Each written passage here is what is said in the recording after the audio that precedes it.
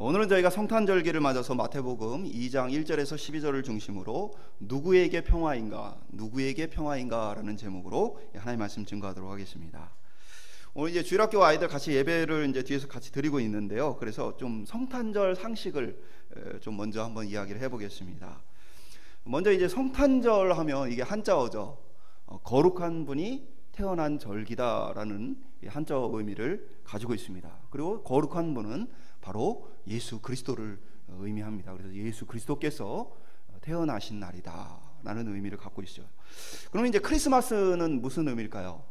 크리스마스는 앞에 이제 크리스는 그리스도를 의미합니다.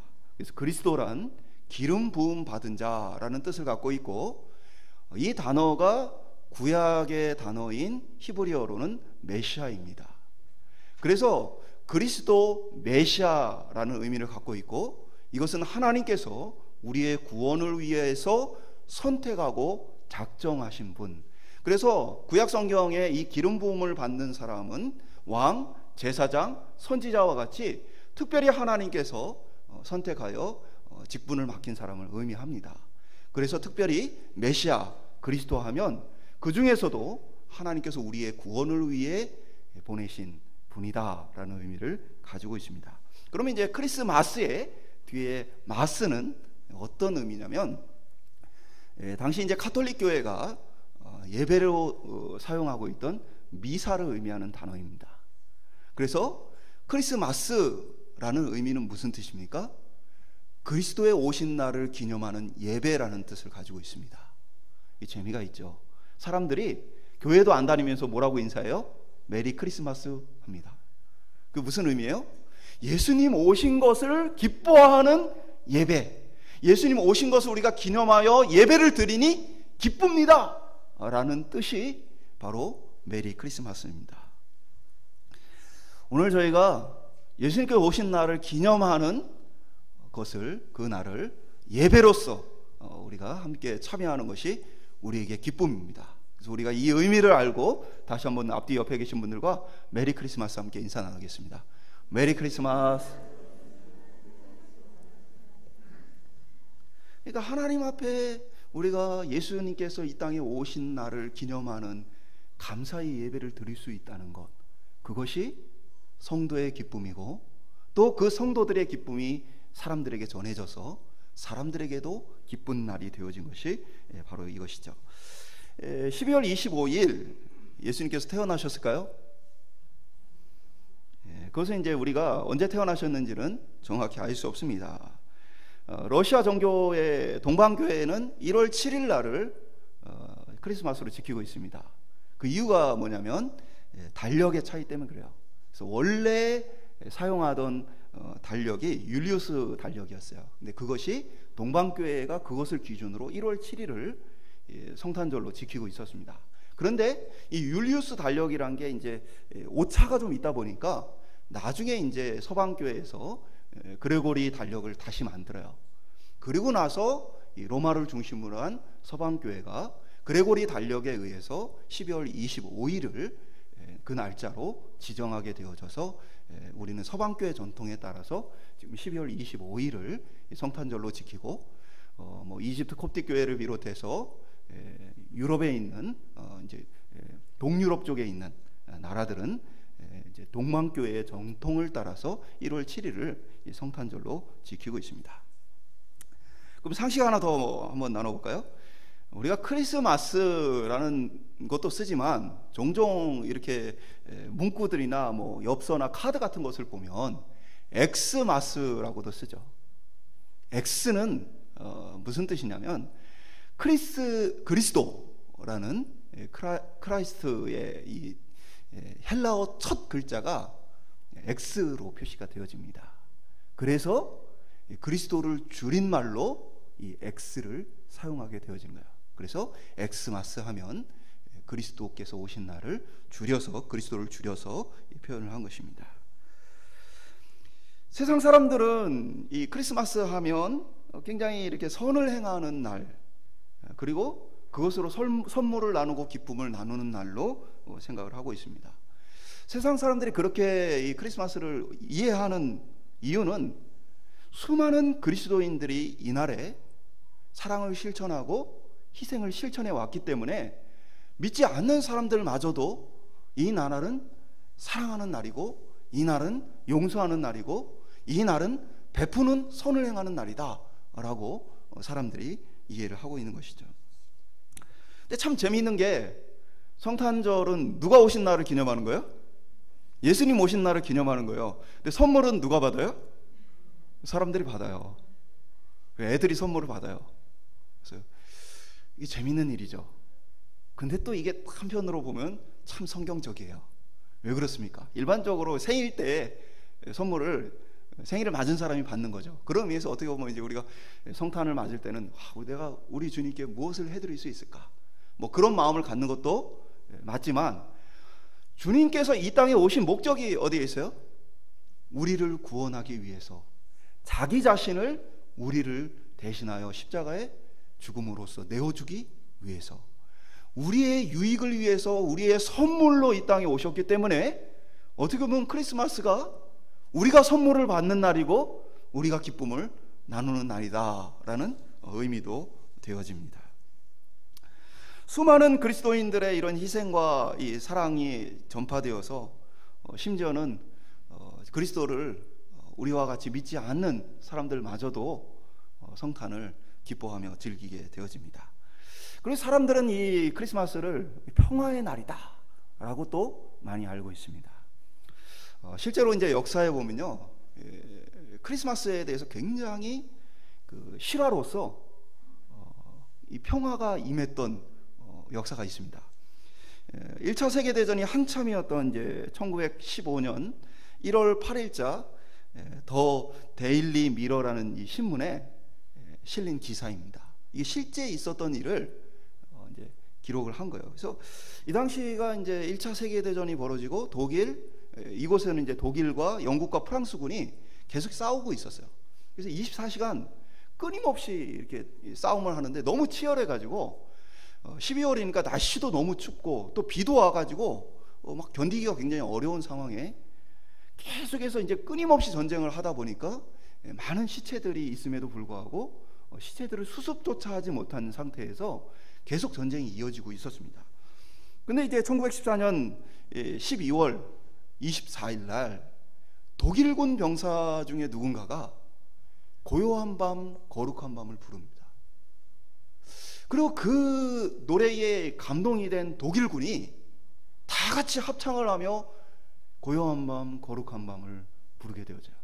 그러면서 이 독일군들이 뭐라고 외치냐면, 우리도 쏘지 않을 테니까 너희도 쏘지 마라. 우리도 총을 안 쏠 테니까 너희도 쏘지 마라 라고 이야기를 합니다. 근데 영국군이 이제 그 찬송 소리를 듣다가 거기에 이제 군종으로 있었던 목회자가 백파이프로 화답을 합니다. 그러면서 이 독일군은 찬송을 노래로 부르고, 그리고 영국군에서는 백파이프로 악기를 연주합니다.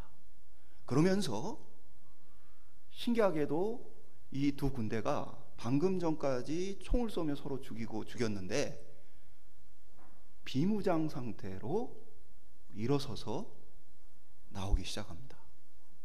아무도 총을 안 쏩니다. 그 영국군이 함께 나오게 되죠. 그 모습을 지켜보고 있었던 프랑스군이 자기들도 비무장 상태로 모이게 되었습니다. 그래서 모든 사람이 지금 끔찍하게 생각했던 이 전쟁의 총알이 난무했던 그 한복판에서 한 자리에 모이게 되죠. 그리고 그 자리에서 장교들이 그렇다면 우리가 오늘 전쟁을 하지 말자 하고 평화협정을 맺게 되어지고, 그것이 이제 며칠간 지속됩니다. 그 기간 동안 죽었던 전우들의 시체를 수습을 하고, 그러면서 잠시의 평화가 그곳에 임하게 되어집니다. 어마어마한 일이죠. 실제로 이게 있었던 전쟁 중의 사건이고 영화로도 만들어졌던 사건입니다. 참혹한 전쟁 속에서도 예수님께서 이 땅에 우리에게 오신 평화의 날을 기억하며, 우리가 오늘만큼은 나도 쏘지 않을 테니 너도 쏘지 마라, 잠시의 평화가 임했던 것을 보게 되어집니다. 그래서 사람들은 크리스마스 하면 평화의 날이다, 예수님이 이 땅에 우리에게 평화를 주시기에 오셨다라고 생각하게 되어집니다.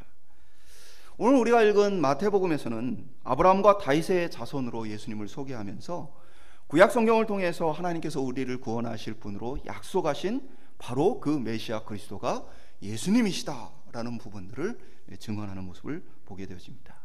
근데 예수님도 이 땅에 오신 모습을 보면요, 흙수저 중에 흙수저로 이 땅에 오셨습니다. 첫 번째, 예수님은 당시에 이스라엘이 나라를 잃고 로마로부터 지배를 받고 있었고 엄청난 세금과 또 전쟁 부담금을 내야 했기 때문에 사람들이 너무나 피폐하고 힘든 이 박해 상황 속에 있었던 상황 속에 피지배 계층의 사람으로 예수님께서 오셨습니다. 그리고 예수님은 당시 사람들이 무시하고 있었던 갈릴리 지방 나사렛이라는 동네에서 예수님이 그곳 출신으로 이 땅에 오셨습니다. 그러니까 이 유다 사람들은 이방의 갈릴리여라고 말할 만큼 갈릴리 사람들을 무시했습니다. 그들은 순수하지 않고 신앙이나 모든 부분에 있어서 우리에게 경애를, 존경을 받을 만한 가치가 없다 해서 이방의 갈릴리라고 불렀어요. 이방인 같은 취급을 당했던 땅입니다. 그곳에 나사렛 출신으로 요셉과 마리아가 살았던 것이죠. 거기에 예수님이 태어나신 곳은 남쪽 유다입니다. 근데 유다 땅 중에서도 베들레헴이라는 크게 보잘것없는 작은 마을에서 예수님이 태어나셨습니다. 이 다윗의 가족이 바로 이 베들레헴 출신이었기 때문에 호적을 하기 위해서 어떻게 보면 예수님께서 이곳에 태어나시게 되어진 거죠.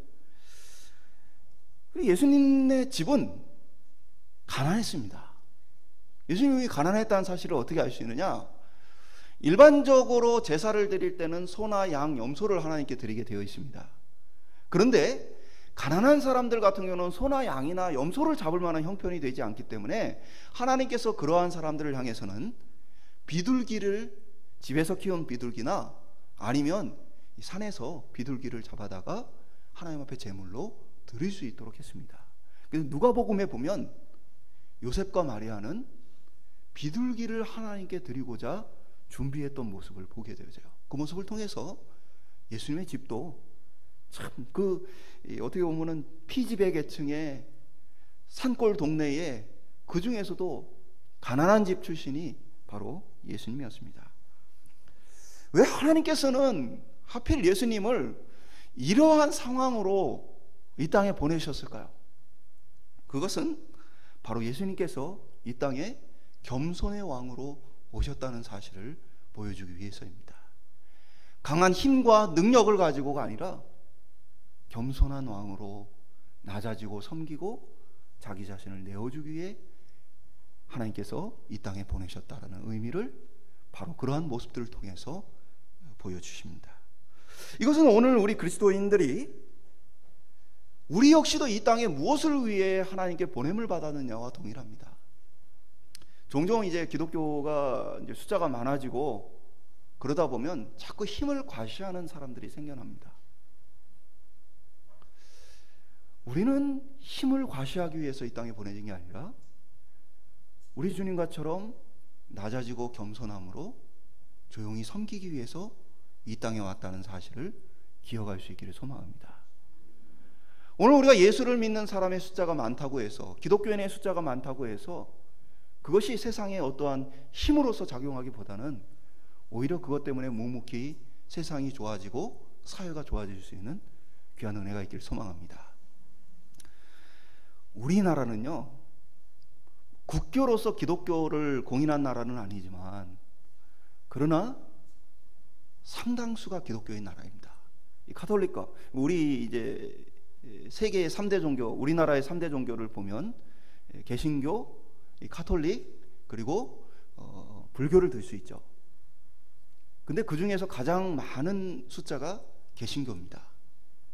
거기에 카톨릭까지 합치면 그리스도를 믿고 따르는 사람의 숫자는 한국 사회에 굉장히 많은 것이죠. 그래서 외국 나가면 우리 한국 사람들이 예수 믿는다 하면 외국 사람들 중에서는 한국이 기독교 국가인 줄 아는 사람들도 상당히 많습니다. 그것은 아마도 수많은 선교사님들이 가서 수고하고 헌신하는 많은 일들로 인해서 당연히 한국 사람들이 예수 믿나 보다 하는 사람들이 많은 이유이기 때문인 것도 사실이죠.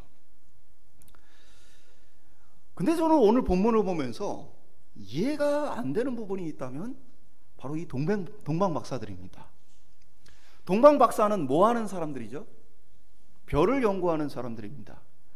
별을 연구해서 기륭화복을 점치는 일은 고대 사회에 굉장히 많았던 일이고 예수님 당시에도 모든 나라에 그러한 사람들이 많이 있었습니다. 우리나라에도 보면 그러한 기록들이 굉장히 많죠. 문제는 무엇입니까? 하늘의 해, 달, 별을 가지고 기륭화복을 점치는 부분은 한편으로 성경적인 부분이 있어요. 어떤 부분에서? 성경에 보면 창세기 하나님께서 하늘에 징조를 두신다고 말씀하셨기 때문에 하나님께서 어떠한 큰 모든 역사를 이끌어감에 있어서 그러한 징조는 자연 만물 속에 나타나게 되어 있습니다. 그래서 어떻게 보면 그것을 보고 연구하여서 기륭화복이나 이런 것들을 알아볼 수 있는 부분이 분명히 있죠.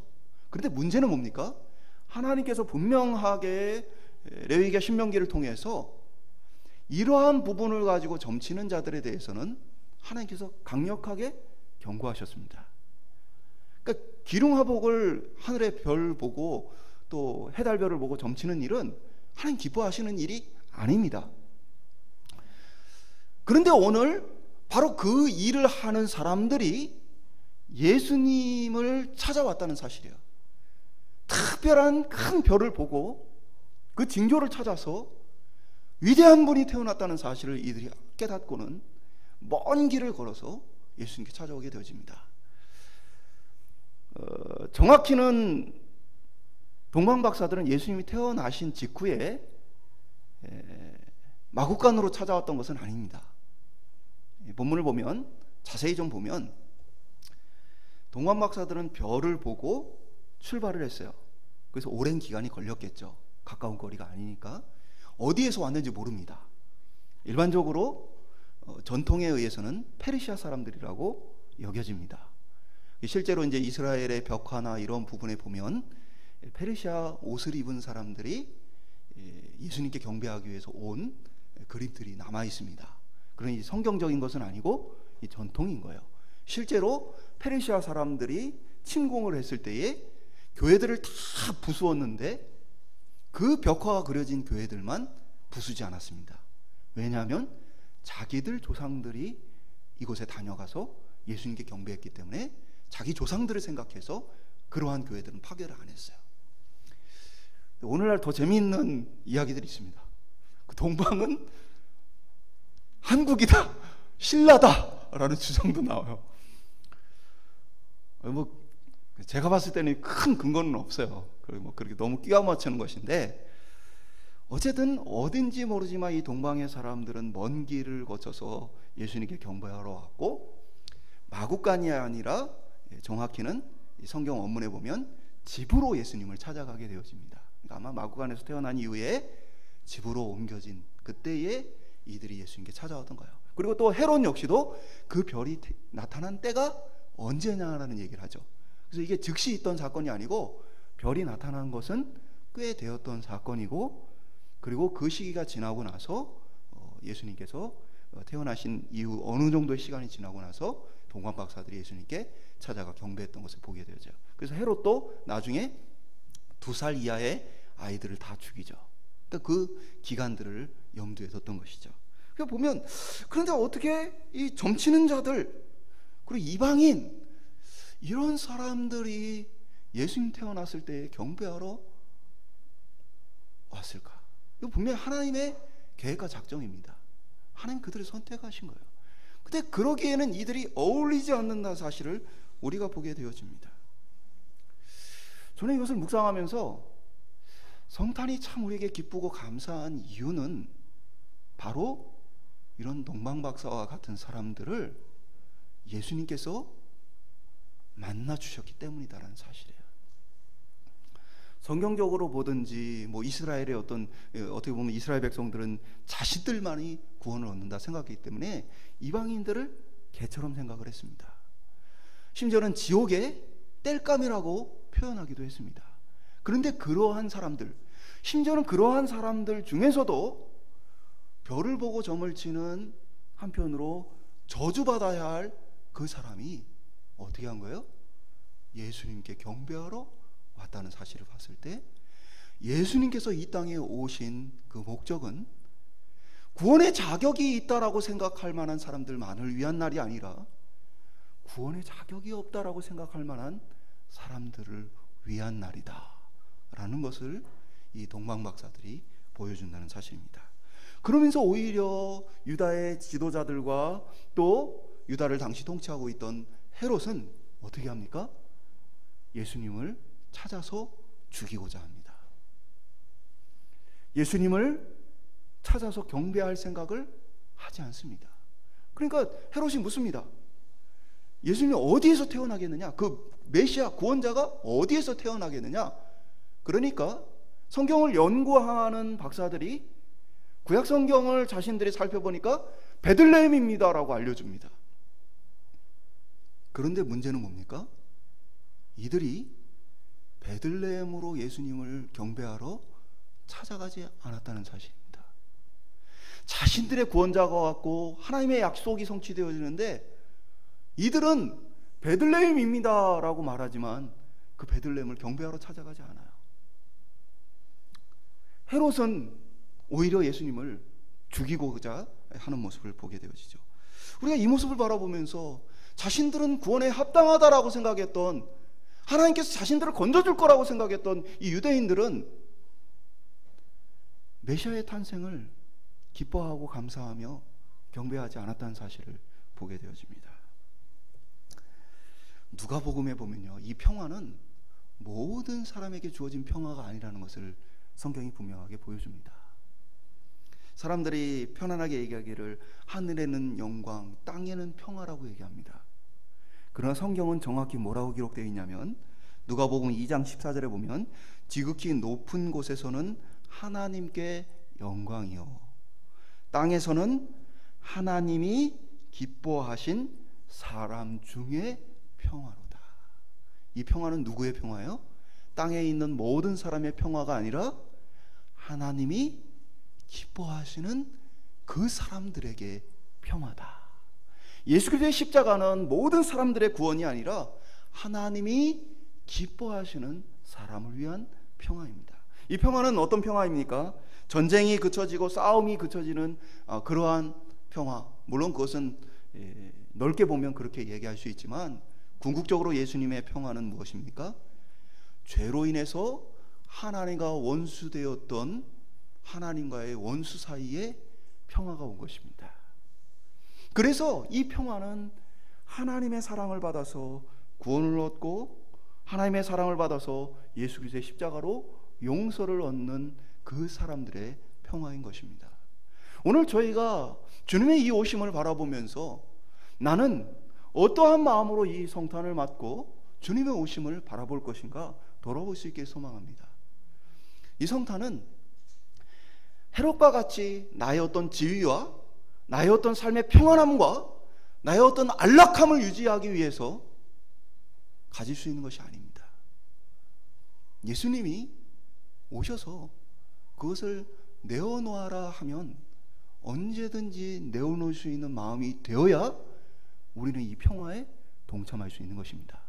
수많은 그리스도인들이 예수를 믿지만 그러나 예수도 믿고 세상에서 권력과 힘과 권세와 부를 다 가지고 싶은 욕심을 가지고 신앙생활을 합니다. 그러다 보니까 예수님을 따를 수가 없고 예수님을 붙잡을 수가 없다는 사실입니다. 물론 그리스도인들도 권력자가 될 수 있고 그리스도인들도 부자가 될 수 있고 그리스도인들도 많은 명예와 명성을 가질 수 있습니다. 그러나 그것은 어디까지나 그리스도께서 우리에게 허락하실 때에 우리에게 그 역할을 맡기실 때에 우리에게 주어지는 것뿐입니다. 우리에게 중요한 것은 그리스도를 위해서 나의 것을 그리스도 앞에 내어놓지 않는다면 우리는 헤롯이 될 수밖에 없다는 사실입니다. 오늘 저와 여러분 다 자격 없는 자들입니다. 오늘 저와 여러분이 동방의 박사들과 같이 그리스도 앞에 우리의 소중한 것들을 드리며 경배할 수 있기를 소망합니다. 그리고 또 하나는 이것은 우리에게만 허용된 게 아니에요. 동방의 박사들과 같이 어떻게 보면 지금 예수님을 믿지 않고 예수님을 심지어는 미워하고 성경의 근거에 따라 보면 참 이 사람은 복받은 사람이 아니다라고 여겨지는 악한 삶을 살아가는 사람이라 할지라도 뭐가 있어요? 동방의 박사들과 같이 예수 그리스도를 만나고 그를 경배하는 사람이 되어줄 수 있다. 하나님이 기뻐하심을 입은 사람이 되어줄 수 있다.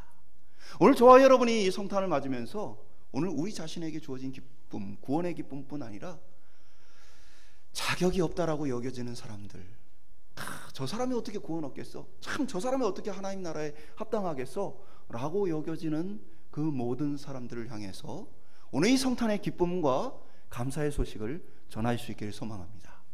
오늘 그들에게도 이것이 기쁜 날이 되어지고 그들에게도 구원인 날이 되어질 수 있기를 소망합니다. 그래서 오늘 저와 여러분이 이 성탄에 참된 평화, 영원한 평화를 그리스도 안에서 누리고 또 그 평화를 정할 수 있기를 소망합니다.